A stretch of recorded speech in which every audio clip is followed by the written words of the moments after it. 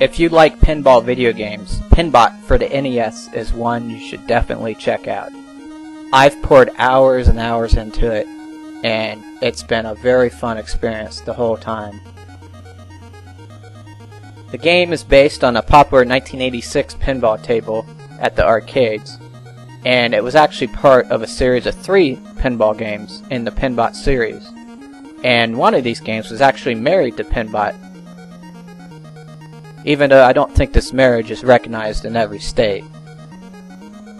Rare brought this game over to the NES in 1990, and they did a great job replicating the original machine in just about every way. The end result is a little dark and fuzzy, but it does still look gorgeous on the 8-bit Nintendo.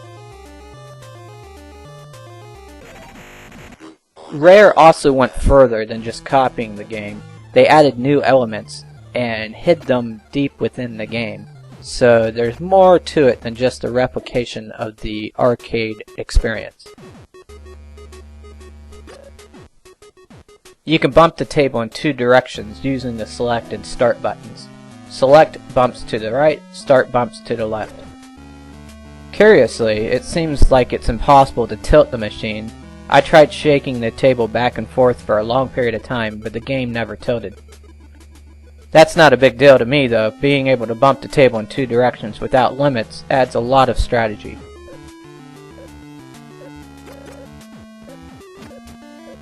The main feature of the PinBot table is the head at the top center of the table.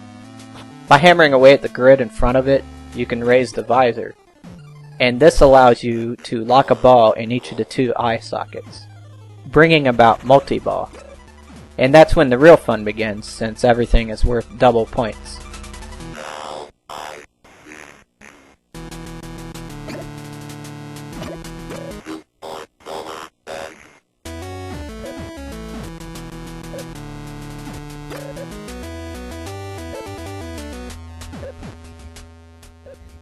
Another prominent feature of the table is the planetary system. Hitting certain targets at certain times will advance you from planet to planet. If you cycle through all the planets, your ball will change shape, and the physics will change as well.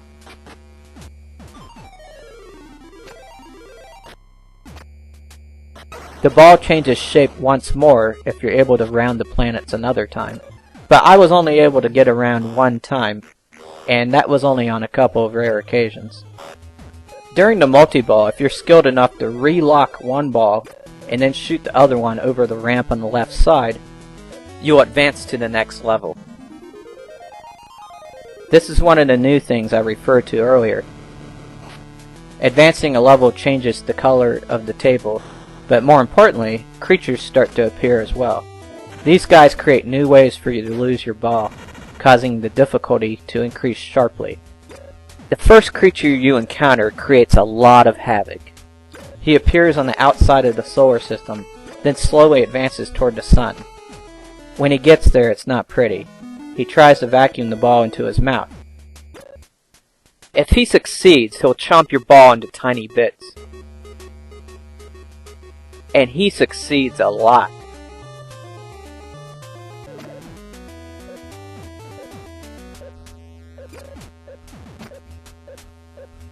Supposedly, you can shake the table to release the ball, but I was never able to get that to work.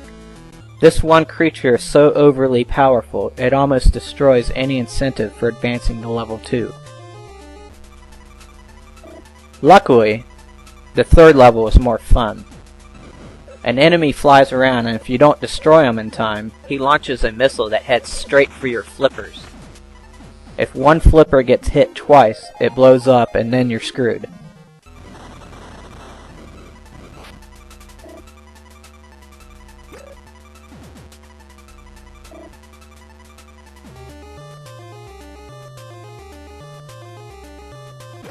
Luckily, you can destroy the missile with the ball. Progressing through the levels is hard to do. I was only able to get as high as level 4. There are 6 total, and after that it cycles back to level 1 again. So a lot of the game still remains hidden to me, even though I've played this game for hours and hours. That same difficulty, however, makes the game hugely addictive. I equate it with a slot machine. Most of the time you're going to lose, but every once in a while you pull that crank and you win big. It just begs you to keep on trying. As with any pinball game, luck is a factor.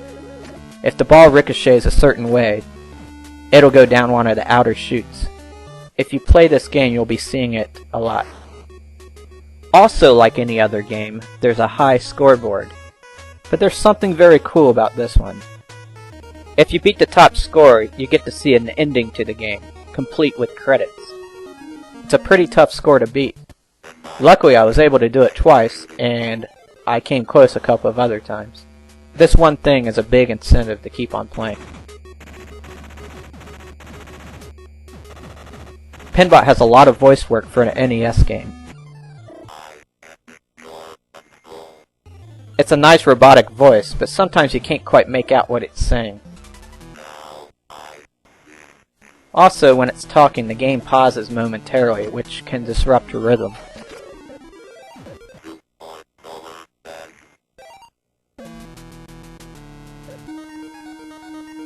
I should point out that PinBot does allow for up to 4 players, but they're just taking turns, so the game pretty much stays the same.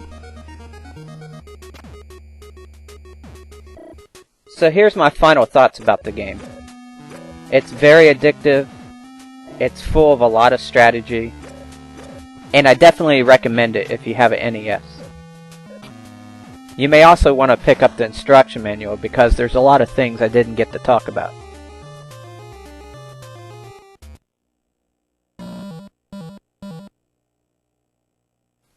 So I'll see you guys around. I gotta play me some more PinBot.